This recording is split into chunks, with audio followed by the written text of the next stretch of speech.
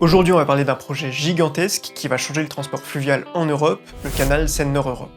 Un projet de 107 km qui reliera Compiègne à Auban-Chelobac, et qui s'inscrit dans un projet encore plus vaste, la liaison Seine-Escaut.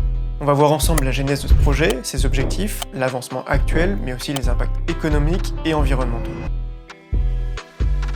Pour comprendre la naissance de ce projet, il faut remonter en 1975. À l'époque, on prend conscience du besoin de moderniser les infrastructures fluviales pour désengorger le réseau routier et aussi réduire les émissions de CO2. Mais il faudra attendre 2022 pour voir les premiers chantiers débuter. Alors pourquoi autant de délais? La première raison, c'est le financement.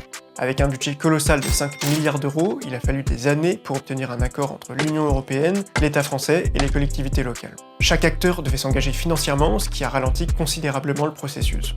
Ensuite, il y a eu des priorités politiques. Au fil des gouvernements, le projet a été mis plusieurs fois de côté, le transport fluvial n'était tout simplement pas une priorité dans les années 80 et 90, au profit des réseaux routiers et ferroviaires. Et forcément, il y avait la complexité technique et environnementale, un canal de cette envergure, ça demande de nombreuses études préalables, notamment sur l'impact environnemental et les aménagements locaux.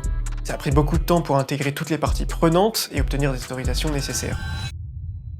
Ce canal, c'est avant tout une réponse à un enjeu stratégique, permettre à des bateaux de grande envergure de circuler, donc transporter jusqu'à 4000 tonnes de marchandises, ce qui équivaut à environ 220 camions.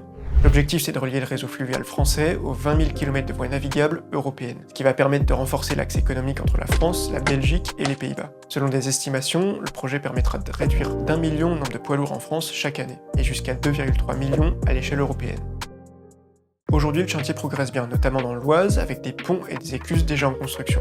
L'ouverture du canal est prévue pour 2030. L'enjeu est immense, ce canal représente un véritable atout pour le transport de marchandises et le désenclavement économique des territoires traversés. Au niveau des impacts économiques, le canal Seine-Nord-Europe devrait créer 6000 emplois pendant la phase de construction, et forcément des emplois à terme dans le secteur de la logistique et du transport. Des programmes comme Canal Emploi et Canal Formation ont été mis en place pour aider les personnes en difficulté à se former et à trouver un emploi. Ça permettra de dynamiser une région souvent affectée par le chômage. Bien sûr, un projet d'une telle ampleur suscite des critiques, certains dénoncent les coûts et les délais qui s'allongent avec des interrogations sur la rentabilité du projet à long terme. Il y a aussi des préoccupations environnementales, notamment concernant l'impact sur les paysages locaux et les écosystèmes fluviaux. Le canal Seine-Nord-Europe, c'est un projet d'une ampleur inédite qui va non seulement transformer le transport fluvial en Europe, mais aussi profondément impacter la région des Hauts-de-France. Merci d'avoir suivi cette vidéo, n'hésitez pas à me laisser un commentaire, d'ailleurs merci à tous ceux qui l'ont fait sur mes précédentes vidéos, et on se retrouve pour un prochain projet.